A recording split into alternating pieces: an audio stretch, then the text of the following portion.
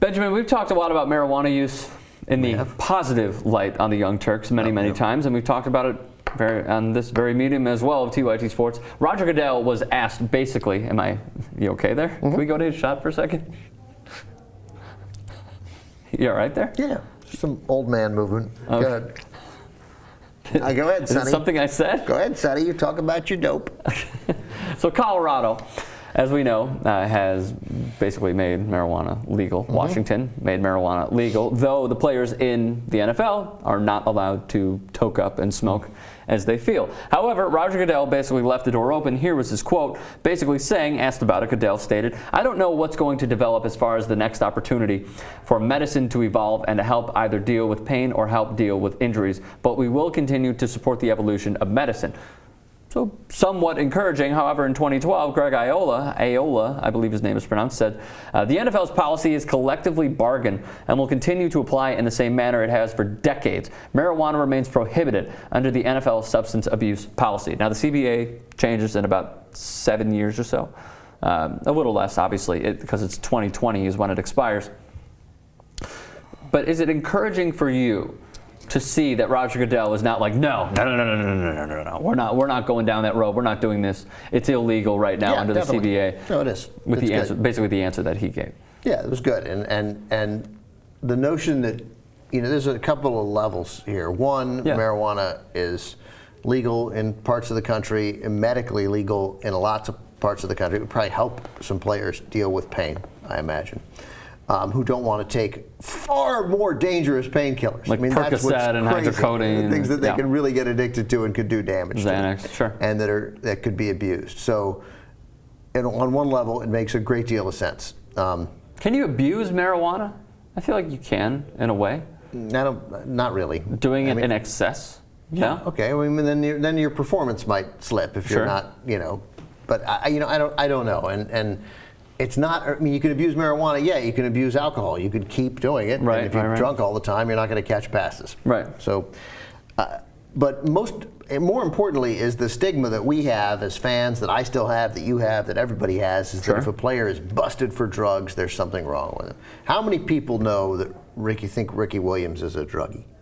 A lot. Guy couldn't stay straight, kept getting thrown out of the league. As far as I know, all Ricky Williams did was weed. Smoked marijuana, yeah. It's crazy that he was suspended for a day in the NFL. To me, I know it's in the collective bargaining agreement, but it's in the collective bargaining agreement because we were ignorant. And we have made a lot of dumb mistakes. And I don't know what you want to have in there, but I would take marijuana out completely, or have it be something less, have it be a monetary fine, so that at least you're thinking, well, okay, I'm smoking marijuana, and every time I had to buy it, and it's going to cost me $5,000 to the NFL every time I do it, to some charity, or $10,000, and then maybe guys wouldn't do it. But mostly, I would just stop testing for it in the NFL, because who cares? I mean, you don't test for Hawaiian Punch. I wouldn't test for this. We don't test for Twinkies. You just compared pot to Hawaiian Punch? Yeah, but I mean, these guys, we put bad things in our body all the time.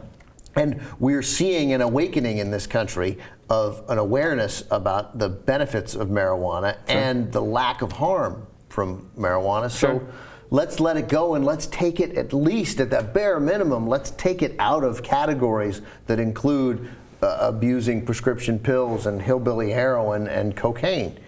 Like, let's remove it. Let's remove that stigma from it. So just remove marijuana testing. Let it be just sort of, not an open market, but just let players do however they feel they should be doing marijuana. Just let them. Basically, what I'm saying is, if you were the coach, you would not want them to show up to practice baked, or do you not just care if they show up to a game baked? I would tell them they can't show up to practice or a game. Yeah, they can't do you can't, I mean, no one, yeah, but then how do you test for that? How do you say, you're high, you got to go home? You don't test for it. Every employer, though, gets to make a decision about whether their employees get to, if they're drinking at work, you haven't broken the law, but your employee's going to do something about it. So you can't come to practice high.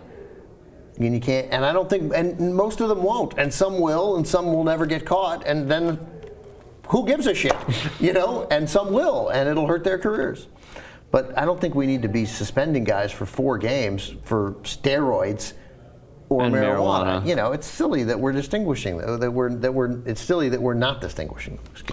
Well, again, I like how Roger Goodell is leaving it sort of open. It does seem that way. And is not saying, There's no way in hell that we are changing that. Marijuana is illegal in our league. I just like how, as you said, the focus is sort of shifting and is evolving in a positive light, not a negative light.